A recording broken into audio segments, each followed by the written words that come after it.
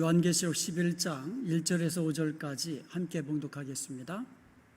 또 내게 지팡이 같은 갈대를 주며 말하기를 일어나서 하나님의 성전과 제단과 그 안에서 경배하는 자들을 측량하되 성전 바깥 마당은 측량하지 말고 그냥 두라.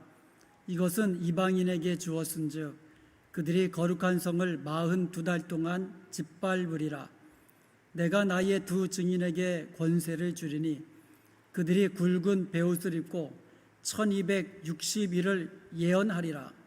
그들은 이 땅에 주 앞에 서 있는 두 감람나무와 두 촛대니 만일 누구든지 그들을 해하고자 하면 그들의 입에서 불이 나와서 그들의 원수를 삼켜버릴 것이요 누구든지 그들을 해하고자 하면 반드시 그와 같이 죽임을 당하리라. 아멘.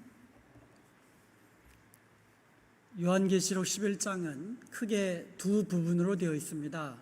1절부터 13절까지는 두 증인에 대한 이야기가 나오고요. 그리고 14절부터 마지막 19절까지는 7 나팔을 부는 그러한 재앙에 대해서 설명해 주고 있습니다. 오늘은 두 증인에 대해서 살펴보도록 하겠습니다. 잠시 또 말씀을 드리면 7 나팔 부는 재앙이 6번째까지 계속 진행되다가 7째 나팔 불기 전까지 삽입이 있다고 그랬습니다. 그래서 삽입이 10장은 작은 두루마리 책에 관한 내용이었고요. 그리고 11장, 오늘은 두 증인에 관한 그런 내용이 되겠습니다. 제일 먼저 1절에 보니까는요, 측량하라라는 말이 나옵니다. 측량하라. 1절 말씀을 보면은요, 또 내게 지팡이 같은 갈대를 주며 말하기를 일어나서 하나님의 성전과 제단과 그 안에서 경배하는 자들을 측량하되. 여기에 보면 측량하라는 그 대상이 나옵니다. 자, 세 가지가 나오는데 뭐가 있습니까? 하나님의 성전과 제단과 그 안에서 경배하는 자들. 측량하기 위해서는 자가 필요하잖아요. 그래서 우리나라에서는요, 이제 대나무 같은 거를 잘라가지고 자를 만들어가지고 그것으로 길이를 재는 그런 도구로 사용했습니다. 그런데 이스라엘에는 대나무가 없습니다. 그 대신 갈대가 우리가 생각하는 흐느르드한 갈대가 아니라 곧게 높이 큰 거는 3m, 5m까지 자란다고 하는데요. 근데 그 갈대를 잘라가지고 그거로 길이를 재는 그와 같은 이 자를 만들었습니다. 그래서 지팡이 같은 갈대, 그러니까 지팡이가 아니에요. 지팡이 같은 갈대, 그러니까 지팡이 사이즈란 얘기겠죠. 지팡이 사이즈와 같은 그 정도로 이 갈대가 좀 단단하다는 뜻이겠죠. 그래서 지팡이와 같은 이 갈대로 이 갈대가 사도 요한에게 주어진 겁니다. 여기에 보면 원문에서는 주어지며라는 수동태가 사용됐어요. 그러니까 내게 지팡이와 같은 갈대가 주어지며 그런 뜻이에요. 이제 수동태로. 그러니까 사도 요한이 갈대를 받은 거죠. 그거로 이제 재라 이거예요. 측량하라. 그런데 2절에 보니까 측량하지 말라는 곳이 있어요. 측량하지 말라. 2절에 보니까 성전 바깥 마당은 측량하지 말고 그냥 두라. 성전의 바깥 마당은 그것은 그냥 놔두라 이거예요. 측량하지 말아라 이거예요. 그래서 하시는 말씀이 이것은 이방인에게 주었은즉 그들이 거룩한 성을 42달 동안 짓밟으리라. 여기서 그냥 두라, 그냥 두라. 측량하지 말고 그냥 두라 그랬잖아요. 그냥 두라라는 이 말의 문자적인 의미는 던져버리라 했대. 던져버려라. 측량하지 말고 그냥 던져버려라. 황폐하게 그냥 되도록 그냥 던져버려, 내버려둬라. 그런 의미가 되겠죠. 이것이 좀 더 구체적으로 짓밟히리라라는 말로 설명이 됩니다. 그러니까 측량하지 않고 내버려두니까, 던져버리니까 이방인들에 의해서 짓밟혀지게 된 것입니다. 자, 여기 이제 성전이라는 말이 나오는데요. 우리가 이 시간에 한번 성전에 대해서 좀 살펴보길 원합니다. 성전은요, 제일 먼저 지어진 성전이 솔로몬 성전이죠. 이 다윗의 아들 솔로몬에 의해서 예루살렘의 성전이 건축이 됩니다. 이것이 이제 나중에 두 번째 성전은 스룹바벨 성전입니다. 이제 바벨론에서 돌아온 후에 무너진 성전을 수축하잖아요. 그래서 그것을 이제 스룹바벨 성전이라고 이야기합니다. 이 스룹바벨 성전이 점점 뭐 좀 무너진 데도 많고 뭐 회파된 데도 많고 그래가지고 여러분 잘 아는 헤롯 왕이라고 잘 알잖아요. 그 헤롯 대제가 그 무너진 그런 성전을 보수공사를 합니다.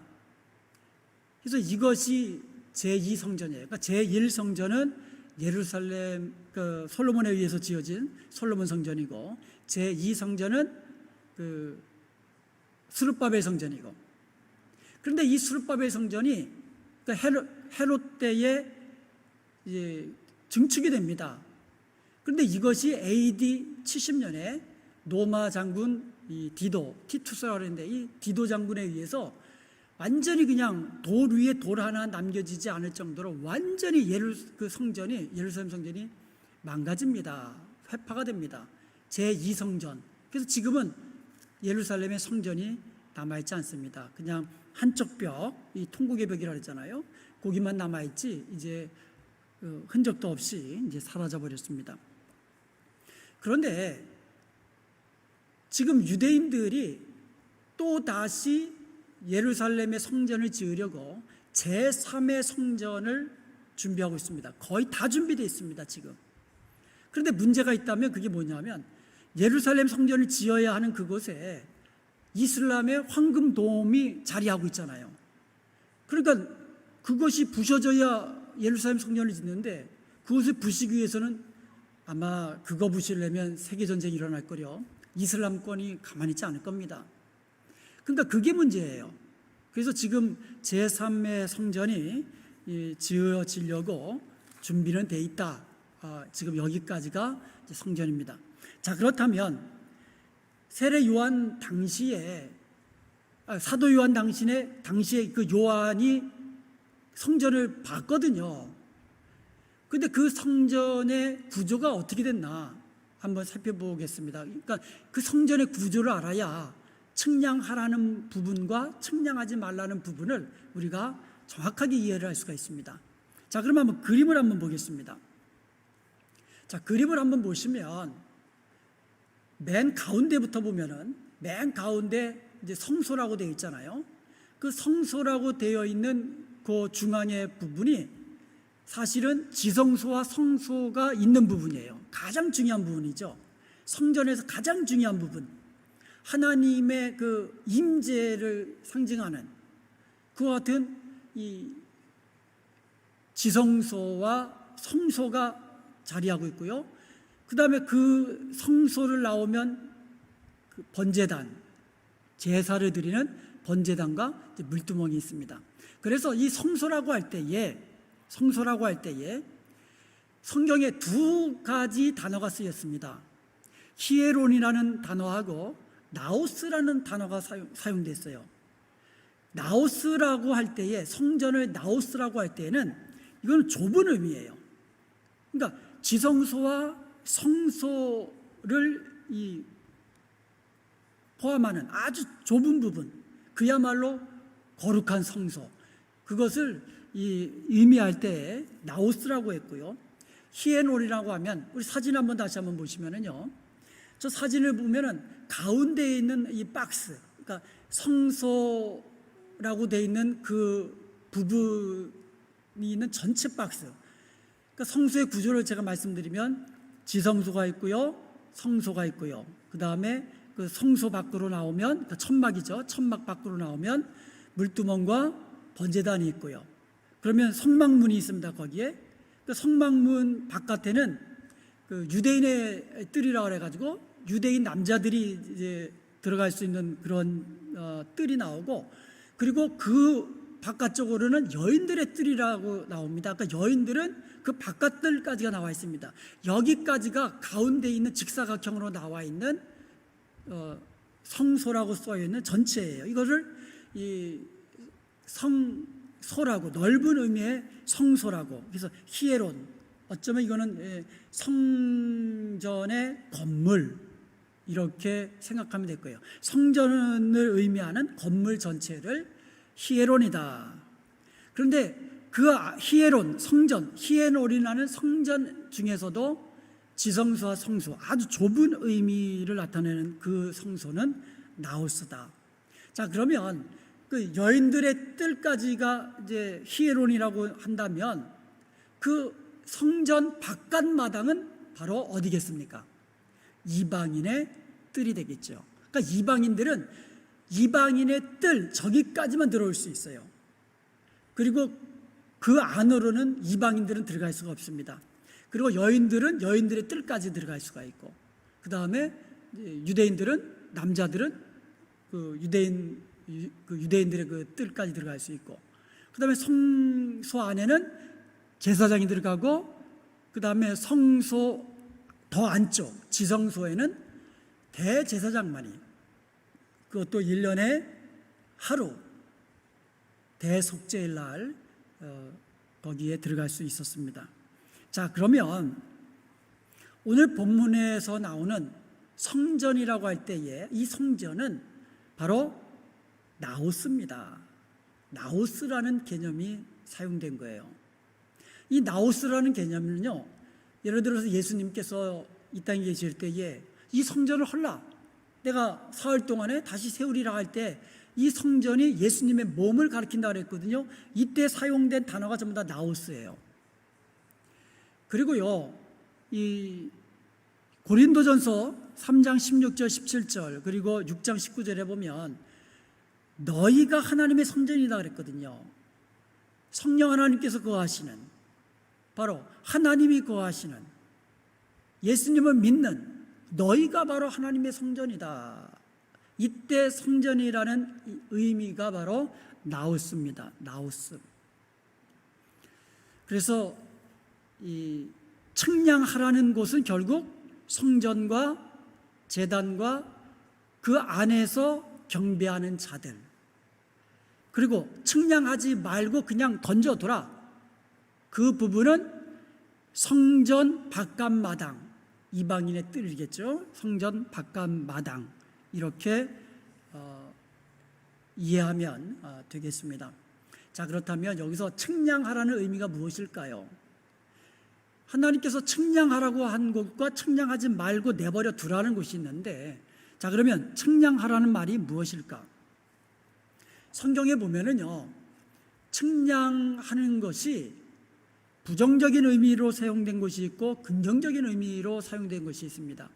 부정적인 의미로 사용된 것은 심판하고 파멸시키는 거, 부셔뜨리고 멸망시키고, 이런 의미로 측량하라는 의미로 쓰인 적이 있고, 또 하나는 보호하고 보존하고 이런 의미로 이 측량하라는 이 말이 사용된 곳이 있습니다.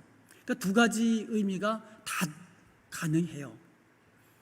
사무엘하 8장 2절에 보면 다윗이 또 모압을 쳐서 그들로 땅에 엎드리게 하고 줄로 재 그 2줄 길이의 사람은 죽이고 1줄 길이의 사람은 살려주었다 그랬거든요. 그러니까 다윗이 모압을 쳐서 승리를 했습니다. 그리고 포로로 다 잡았어요. 땅바닥에 다 엎드리라고 그런 거예요. 그래가지고 줄을 2줄 길이하고 1줄 길이로 딱 해놓고는 2줄 길이 사람은 다 죽이는 거예요. 그러니까 키가 크고 등치 큰 사람은 죽이는 거예요. 1줄 길이는 좀 작고 왜소하고 그런 사람들은 살려주는 겁니다. 줄을 구워가지고 죽이고 살리고 했단 말입니다. 그런 의미예요. 그러면 부정적인 의미, 심판과 파멸, 멸망의 의미로 사용된 이 성경은 대표적으로 열왕기하 21장 13절에 있습니다. 여기에 보니까 내가 사마리아를 잰 줄과 아합의 집을 다림 보던 추를 예루살렘에 베풀고, 그래서 예루살렘을 완전히 씻어버리라 그랬거든요.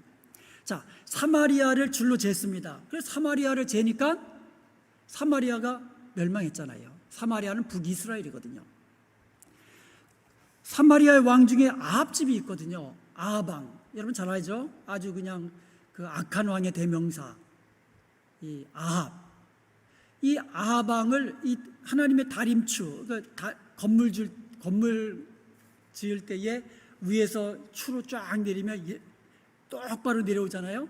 그래서 그 선에 맞춰 가지고 이제 벽을 쌓아 올리는 거예요. 그래야 삐딱삐딱 하지 않고 똑바로 되거든요.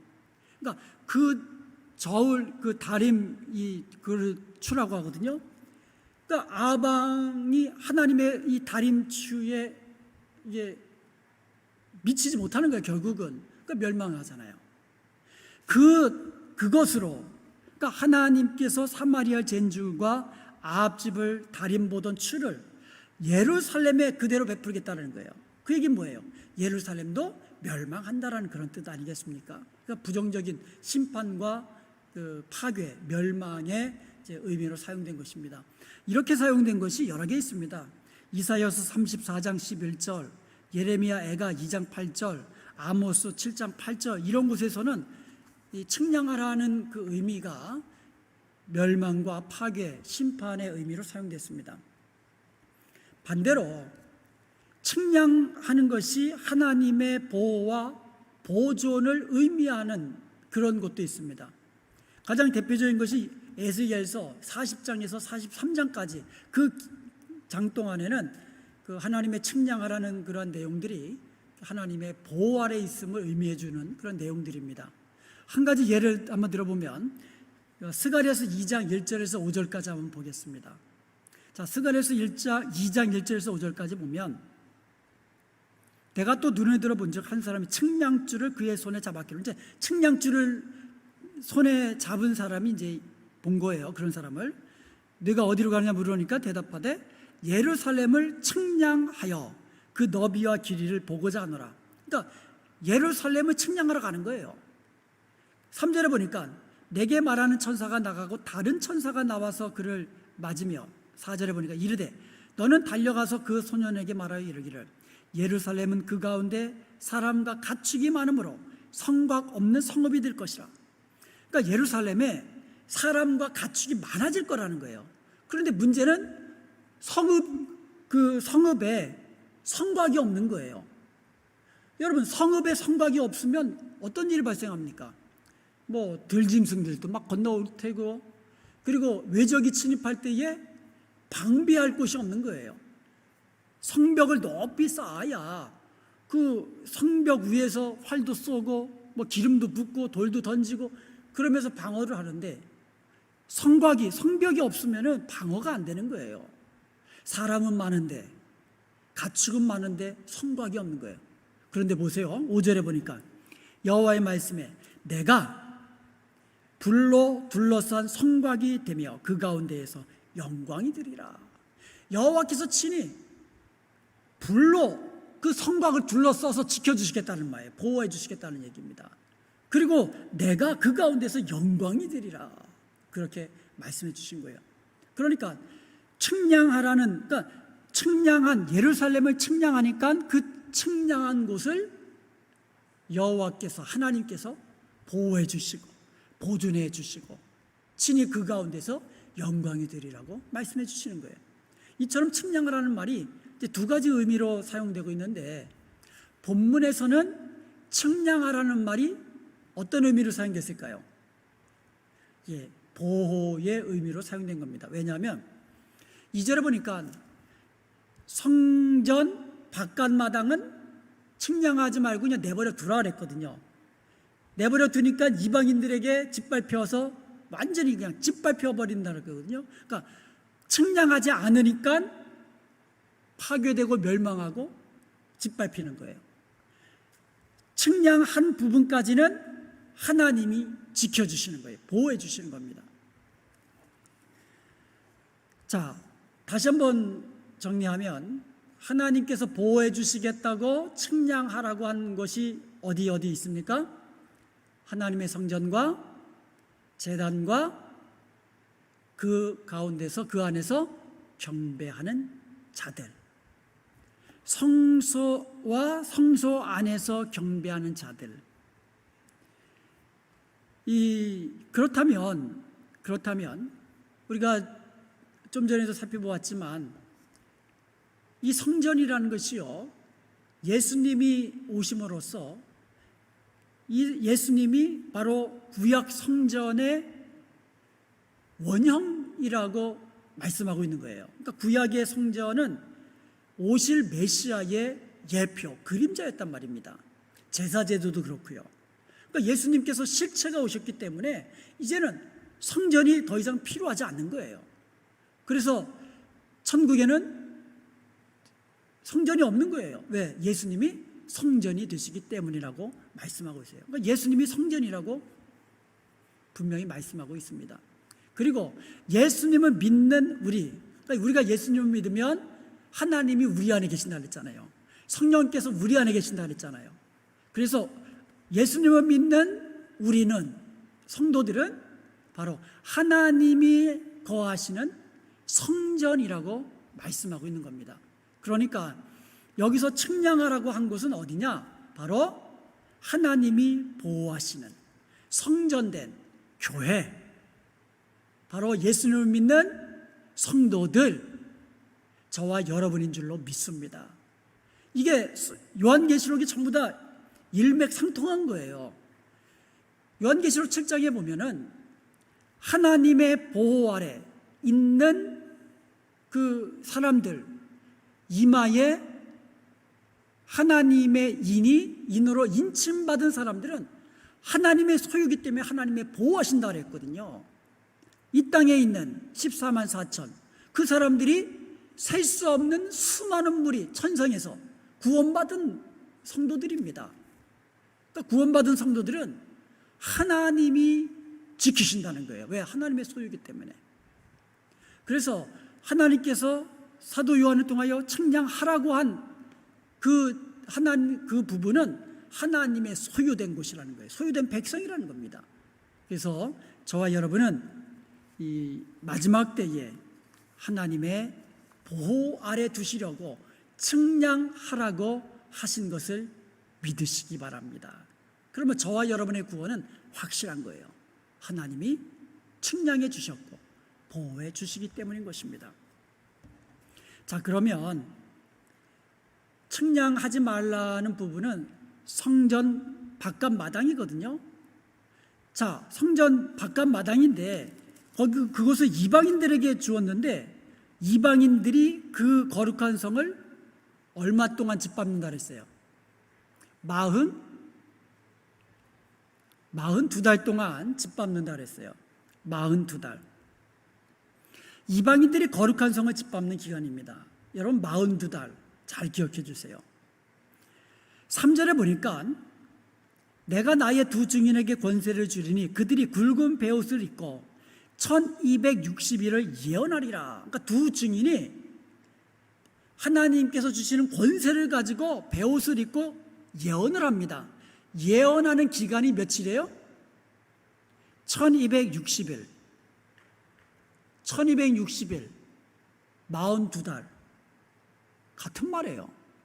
42달이면 몇 년이에요? 년으로 환산하면 3년 반이에요. 그래가지고 9절에 보니까, 오늘 봉독하지 않았지만 9절에 보니까 제가 봉독해 드리겠습니다. 백성들과 족속과 방언과 나라 중에서 사람들이 그 시체를 사흘 반 동안을 보며 무덤에 장사하지 못하게 하리라. 사흘 반. 두 증인이 권세를 가지고 예언하다가 순교를 당합니다. 그리고 나서 그 죽은 시체를 사흘 반 동안 그냥 내버려 둔 거예요. 장사하지 못하게. 사흘 반. 3일 반이라는 뜻이죠. 3일 반, 3년 반, 42달, 1260일. 전부 다 같은 기간이에요. 말은 바꿨지만, 표현은 바꿨지만, 이것을 년으로 바꾸고, 달로 바꾸고, 일로 바꾸고, 이렇게 바꿨지만, 다 같은 기간을 의미하는 것이다. 같은 기간인데 사건이 여러 개 나올 거 아닙니까? 아무리 같은 기간이라도 일어나는 사건이 다른데 그 일어나는 사건을 보는 각도에 따라서 3년 반, 1260일, 3일 반 이렇게 표현한 겁니다. 자, 그러면 성전과 42달, 이것을 그럼 우리는 어떻게 해석해야 할까요? 성전과 42달. 이거를 문자적으로 해석하면 성전 그러면 뭐예요? 눈에 보이는 성전. 이거를 문자적으로 해석하면 42달 그러면 문자적인 3년 반, 문자적인 42달 이렇게 되는 거예요. 자, 이것을 문자적으로 봐야 될 것인가? 아니면 이것을 영적으로 해석해야 될 것인가? 이러한 질문이 생기게 됩니다. 자, 이것을 해석하는 데 있어서 크게 뭐 더 많이 있겠지만 크게 세 가지 학설이 존재합니다. 학설 그러니까 머리가 아파오잖아요. 그런데 이거를 여러분 꼭 설명을 들으셔야만 합니다. 이게 계시록 끝까지 연결되어 있어요.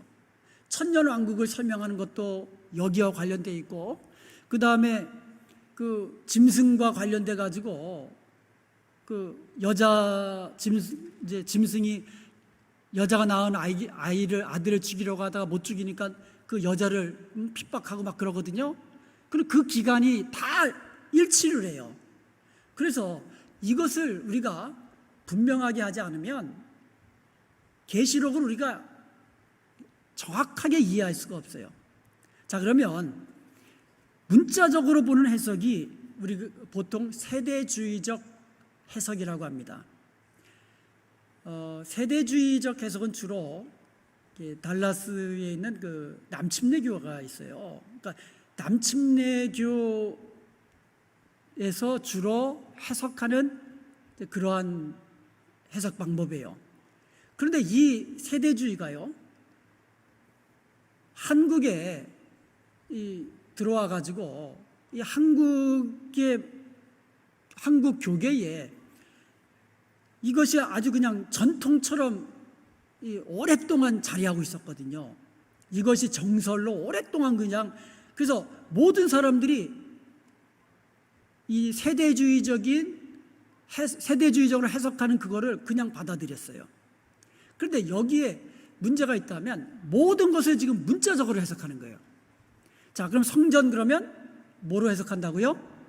문자적인 실제로 예루살렘에 존재하는 성전을 의미하는 거예요. 자, 그러면 지금 예루살렘에 성전이 있습니까? 없습니까? 없잖아요. 그러면 이것이 이루어지기 위해서는 어떻게 해야 됩니까? 제3성전이 건축되어야 된다는 거예요. 그래서 제3성전에 대한 관심이 어마어마합니다. 자, 이제 제3성전이 세워지잖아요. 그럼 유대인들이 거기서 옛날에 하던 제사 제도를 부활시켜 버립니다. 그래서 거기서 유대인들이 거기서 제사를 드린다는 거예요. 그래서 여러분 잘 아는 7년 대환란이라는 말 있잖아요. 7년 대환란. 이 7년 대환란을 둘로 나누잖아요. 그래서 전반 3년 반, 그 전 3년 반과 후 3년 반으로 나눕니다. 그래서 전 3년 반 동안은 짐승이 이스라엘 자손과 언약을 맺습니다. 그래가지고 그냥 이스라엘 쪽 자손들이 성전에서 제사를 드리는 것을 그냥 허용을 해줘요. 그런데 그러니까 보통 성경에서 말하는 이 전 3년 반은 재난의 시작이라고 이야기하죠. 그 다음에 후 3년 반은 짐승이 언약을 깨트리고요, 그 성전을 더럽힙니다. 우상을 세웁니다. 그리고 핍박을 합니다. 그래서 그 후 3년 반 동안에 예루살렘 거룩한 성이 이방인들에게 완전히 짓밟히게 된다는 거예요. 그러다가 그리스도께서 재림하셔서 예루살렘을 짓밟은 이방인들의 예수님이 재림하실 때에 이 천년왕국이 이제 시작되면서 이방인들의 통치가 종식이 되는, 그래서 마지막 나팔, 이게 전부 다 세대주의자들의 해석 방법이에요. 그러니까 전부 다 문자적으로 해석하는 거예요. 성전도 문자적인 성전, 그 다음에 3년 반도 문자적인 3년 반. 그러니까 7년 대환란이라고 하는 것 중에서 마지막 후 3년 반을 의미하는 거가 되겠죠. 그렇게 문자적으로 해석을 하는 것이에요. 그런데 이것을 아무 의심 없이 한국 교계에서 받아들인 겁니다. 이것에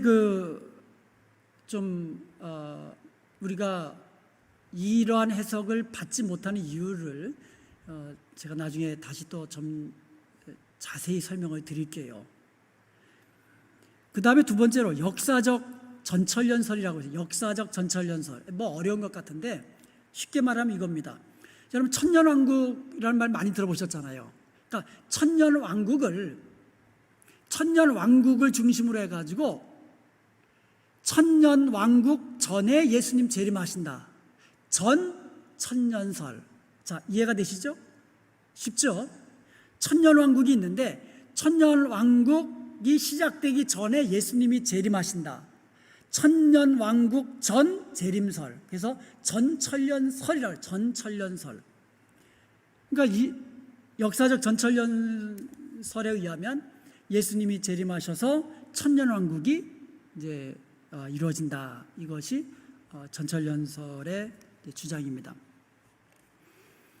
이 전천년설은요, 역사적 전천년설은요, 성전은 또 문자적으로 해석을 해요. 그런데 3년 반은 또 문자적으로 해석하지 않습니다. 이 3년 반이라는 기간은 어떤 특정 기간이 아니다. 이 복음 시대 전체를 의미하는 것이다. 그리고 특별히 그 예수님 재림하시기 전에 이 대환란의 기간, 특별히 큰 환란이 임하는 이제 그러한 기간을 이제 3년 반이라고 하는 것이지 딱 문자적으로 3년 반이 아니다. 이렇게 이야기하고 있습니다. 자, 그다음에 세 번째 해석은요. 무천년설의 해석입니다. 무천년설. 여기서 무천년설이라는 것은 천년왕국이 없다라는 게 아니라 천년왕국은 영적인 의미의 천년왕국이다. 이렇게 해석하는 거예요. 그래서 어떻게 보면 영적인 이 천년왕국을 주장하는 그와 같은 이 해석이 무천년설입니다. 이 무천년설의 핵심은요, 문자적으로 보지 않는다는 거예요. 성전도 문자적으로 보지 않고, 그리고 3년 반, 42달, 1260일, 이와 같은 날짜도 이게 문자적으로 보지 않는다라는 거예요. 계시록에서 보면 14만 4천, 문자적으로 보면 안 되잖아요. 그 다음에 7촛대, 7금촛대, 이것은 아시아에 있는 교회가 7교회뿐이 없습니까? 아니잖아요. 이 7교회는 아시아에 있는 7교회로서 오고 가는 모든 교회를 대표한 겁니다. 12지파, 12사도, 24장로, 이런 것들이 전부 다 대표성을 띠고 있는 그와 같은 개념들이거든요. 마찬가지로 성전과 42달 3년 반이라는 기간도 이것은 문자적인 것이 아니라 영적인 것이다. 영적으로 해석해야 된다. 이렇게 주장하는 거예요. 자, 그와 같이 주장하는 근거가 뭐냐면 사도 요한이 요한계시록을 집필할 당시가 AD 95년경이에요. 그런데 예루살렘 성전이 완전히 멸망해 버린 때가 AD 70년입니다. 그러니까 사도 요한이 요한계시록을 집필할 때에는 이제 예루살렘 성전은 아예 없어진 거예요. 아예 없어진 거예요. 이 땅에 존재하지 않을 때입니다. 그러니까는 사도 요한이 요한계시록을 집필하면서 아무 실체도 없는 성전을 보면서 성전이라고 했을 리 없다라는 거예요. 그리고 요한계시록을 읽는 초대교회 독자들이 성전과 성전 바깥마당가 했을 때에 그들은 이미 성전이 없다라는 것을 알고 있잖아요. 그러니까 그들에게는 이것이 영적인 의미다라고 다가왔을 거라는 겁니다. 그래서 이것은 문자적인 성전은 아니라는 겁니다. 그리고 이 본문에 나오는 성전이 이제 세대주의자들이나 이런 데서 주장하는 것처럼 다시 세워질 제3성전이냐? 그렇게 볼 수 없는 이유가 뭐냐면 예수님이 이 땅에 오셔가지고 이제는 더 이상 성전이 필요치 않아요. 여러분의 죄를 속하기 위해서 제사 드리는 것이 필요합니까? 필요치 않습니다. 제사가 필요치 않고 또 제사 드려봐야 소용도 없고 짐승의 피가 어떻게 우리의 죄를 속할 수 있습니까? 없잖아요. 오직 예수 그리스도의 이 보혈만이 우리의 죄를 깨끗이 씻겨 주실 수 있는 줄로 믿습니다.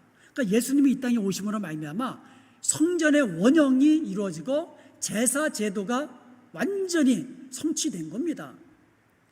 성전은요, 하나님이 임하시는 것이거든요. 임마누엘로 오셨거든요. 그렇기 때문에 예수님을 믿고 예수님을 마음에 둔 성도들이 이미 성전이라고 분명히 규정하고 있어요. 그러니까 이제는 성전이 필요치 않습니다. 제사 제도는 더더욱 필요치 않습니다. 그렇기 때문에 요한계시록에 나와 있는 이 성전이 눈에 보이는 문자적인 성전이라고 우리가 볼 수 없는 그 같은 이유가 여기 있다는 거죠. 그리고 마찬가지로 본문에 나와 있는 42개월 역시 문자적으로 보지 않는 거예요. 무천년 설은요. 자, 42개월, 3년 반, 그리고 1260일 다 같은 기간이라 그랬죠. 자, 근데요. 요한계시록 12장 6절에 보면 이제 12장을 공부할 때 우리가 보겠는데요. 거기에 보면 이제 여자가 나오고 여자가 낳은 아들이 나옵니다. 그런데 그 여자가 낳은 아들을 짐승이 죽이려고 합니다. 그래가지고 그 여자가 그 아들을 데리고 숨어요. 그러면 그 숨어서 양육하는 기간이 나와요.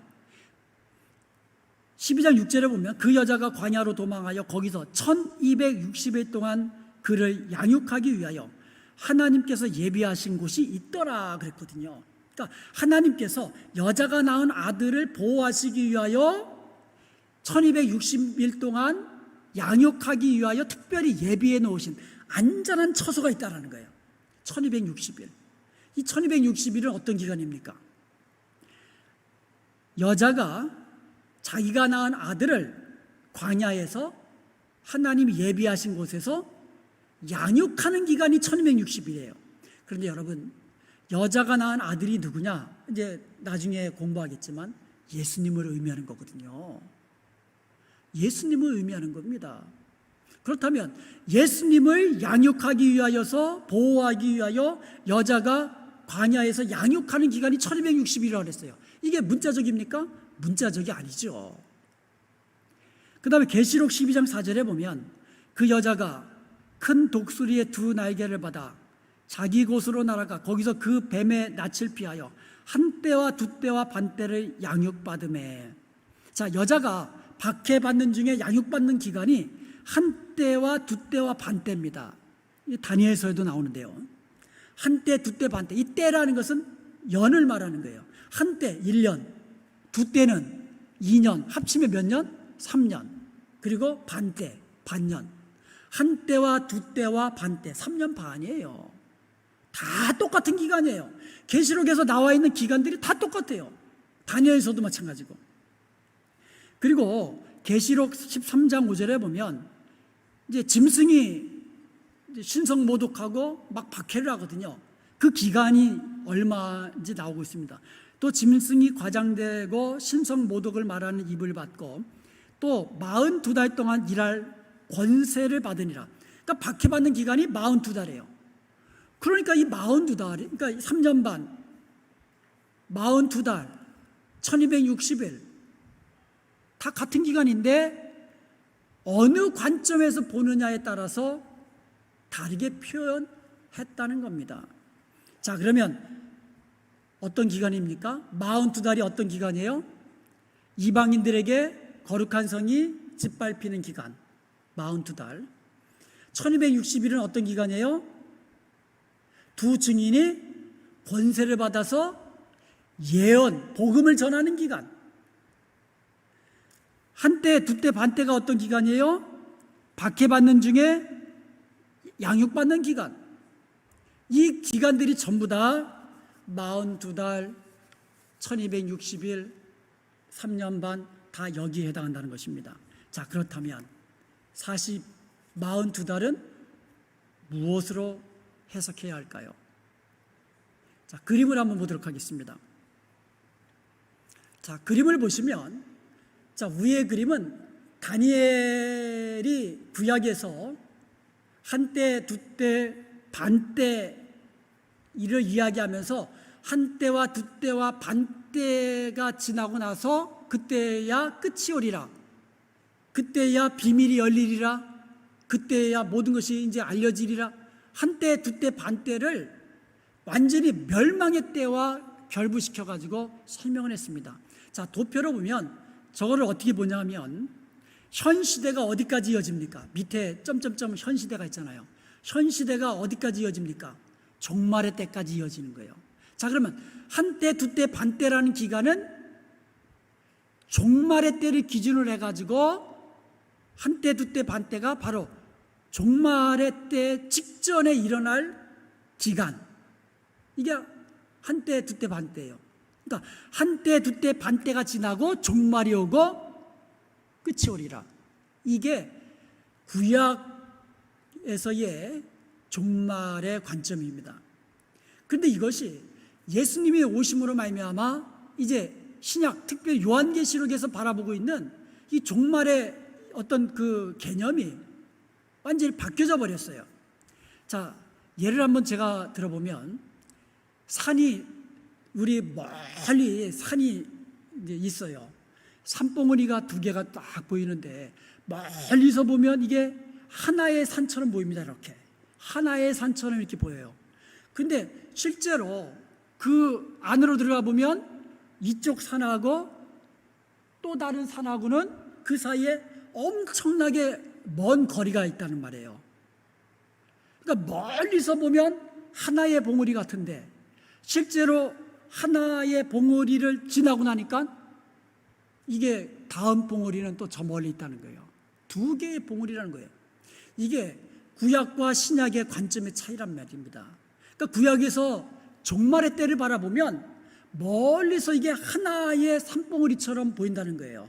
그 하나의 산봉우리 종말의 때를 기준으로 해가지고 한때, 두때, 반때가 지나면 종말이 온다는 거예요. 이게 다니엘서를 중심으로 한 구약의 관점이란 말입니다. 자, 그럼 신약의 관점을 다시 한번 보겠습니다. 도표를 한번 보시면요. 자, 도표를 한번 다시 보시면 알겠지만 그 현 시대가 이 두 개로 끊겨져 있잖아요. 첫 번째는 예수님의 초림, 두 번째는 예수님의 재림. 그 사이에 한때, 두때, 반때가 있다는 거예요. 자, 그러면 예수님의 초림, 예수님의 오심으로 말미암아 종말의 때는 시작되었다 이렇게 보는 거예요. 지금이 종말의 때입니다. 지금 종말이 언제입니까? 아니에요. 종말은 한 시점이 아니에요. 종말이라는 것은요, 예수님의 오심과 더불어 종말이 시작된 겁니다. 그 종말의 끝이 어디냐 이렇게 이야기해야죠. 종말의 시작은 예수님의 초림, 종말의 끝은 어디예요? 예수님의 재림. 그 사이에 한때, 두때, 반때가 있는 거예요. 그러므로 한때, 두때, 반때, 42달, 3년 반, 1260일 다 언제를 이야기하느냐? 바로 예수님의 초림과 예수님 재림 사이의 그 기간을 복음시대, 복음이 전파되는 시간, 이때를 의미하는 것이다. 이렇게 설명하는 것이 바로 이 무천년주의, 영적으로 천년주의를 보는, 천년왕국을 보는 이제 그와 같은 이제 학설이 되겠습니다. 여러분은 어떤 것이 제일 와닿습니까? 제가 보기에는 무천년에 저는 더 마음에 끌리고 있습니다. 왜냐하면 요한계시록을 일관성 있게 보려면 이 처음부터 끝까지 문자적으로 보든지 아니면 영적으로 보든지 해야 되는데, 어떤 것은 문자적으로 보고 어떤 것은 영적으로 보고 이래서는 안 되거든요. 그래서 성경에 나와 있는 이 숫자들이 전부 다 영적인 것이다. 왜냐하면 그 7천 명이 죽는다고 했는데 그 7천 명도 이게 문자적인 7천이 아니거든요. 계시록 11장에 나와 있는 이제 7천 명이 죽는 사건이 나오거든요. 13절에 보니까 그때 큰 지진이 나서 성 10분의 1이 무너지고 지진에 죽은 사람이 7천이라 7천 명이 죽었다라고 하는데 이게 문자적인 7천이 아니거든요. 이렇게 볼 때에 42달, 3년 반 이것을 우리가 문자적으로 고집할 필요는 없다라는 겁니다. 그래서 이것은 제가 중요한 것이기 때문에 나중에 좀 더 아주 구체적으로 천년왕국과 관련 지어서 설명해 드리도록 하겠습니다. 자, 그러면 이 3년 반 기간은 어떤 기간이에요? 교회가 복음을 증거하는 기간입니다. 이제 다음 주일날 살펴보겠지만 이제 두 증인이 권세를 받아가지고 예언하는 기간, 교회가 주님 다시 오시는 그날까지 복음을 증거하며 하나님 나라를 확장해 나가는 기간, 이 기간입니다. 그 기간 중에 우리가 지금 살고 있는 겁니다. 때로는 사탄과 그의 쫄개들이, 악한 영들이 이 세상과 결탁하여서 믿는 자들을 핍박하고 박해할 때도 있습니다.